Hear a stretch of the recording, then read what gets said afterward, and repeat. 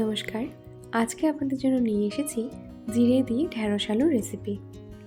জিরে দিয়ে ঢ্যাঁড়স আলুর তরকারি বানানোর জন্য প্রথমেই কড়াইতে সর্ষের তেল গরম হতে বসিয়ে দিয়েছি। এরপর কড়াইতে হলুদ গুঁড়ো অ্যাড করে দিচ্ছি।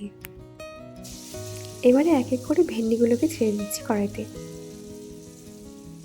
সাথে 1 চামচ মতো নুন অ্যাড করে দিচ্ছি।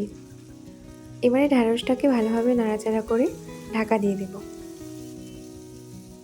4 থেকে 5 মিনিট মতো ঢাকা দিয়ে ঢ্যাঁড়সটাকে মোটামুটি সেদ্ধ করে নিয়েছি।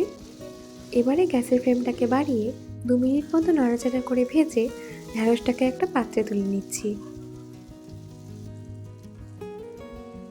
ঢ্যাঁড়সটাকে একটি পাত্রে তুলে নিয়ে কড়াইতে আবারও অ্যাড করে দিচ্ছি সামান্য তেল। তেলটা গরম হয়ে আসলে দিয়ে দিচ্ছি হলুদ গুঁড়ো। এবারে কেটে রাখা আলুগুলোকে কড়াইতে ছেড়ে দিচ্ছি। সাথে অ্যাড করে দিচ্ছি 1 চামচ মতো লবণ। গ্যাসের ফ্লেমটা কমিয়ে আলুটাকে ঢাকা দিয়ে ভালোভাবে ভেজে নেব।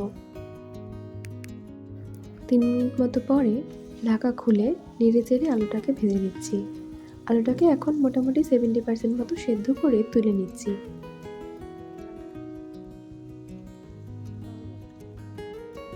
এবারে ওই একই তেলে অ্যাড করে দিচ্ছি কালো জিরে। এবারে 3 চামচ মতো কাঁচা লঙ্কা বাটা দিয়ে মশলাটাকে ভালোভাবে নাড়াচাড়া করে কষিয়ে নেব। 2 মিনিট মতো মশলাটাকে কষিয়ে কড়াইতে অ্যাড করে দিচ্ছি 1 চামচ জিরে গুঁড়ো।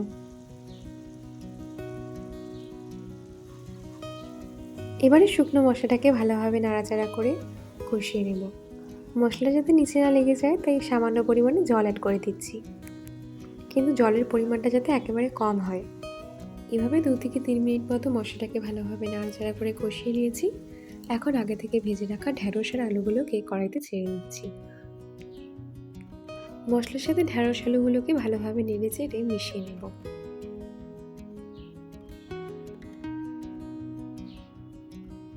এই সময় 1/2 চামচ মতো চিনি অ্যাড করে দিচ্ছি।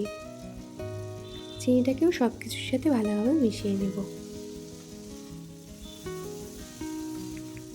এবারে অ্যাড করে দিচ্ছি 2 কাপ মতো গরম জল। রান্না করার ক্ষেত্রে যখন জল অ্যাড করবেন তখন চেষ্টা করবেন গরম জল অ্যাড করতে, এতে রান্নার স্বাদটা অনেকটাই বেড়ে যায়। এবারে কড়াইটাকে আবার কিছুক্ষণের জন্য ঢাকা দিয়ে দিচ্ছি।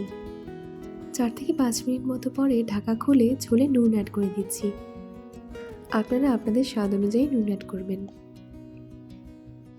এরপর কতটুকু ঝোল রাখতে চান সেই অনুযায়ী ঝোলটাকে শুকিয়ে নিতে হবে। আরও 2-3 মিনিট মতো ফুটিয়ে নিয়েছি ঝোলটাকে।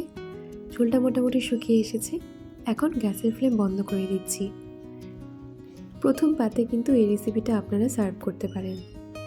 বাড়িতে অবশ্যই ট্রাই করে দেখবেন আর কেমন লাগলো তা জানাতে ভুলবেন না। অসংখ্য ধন্যবাদ।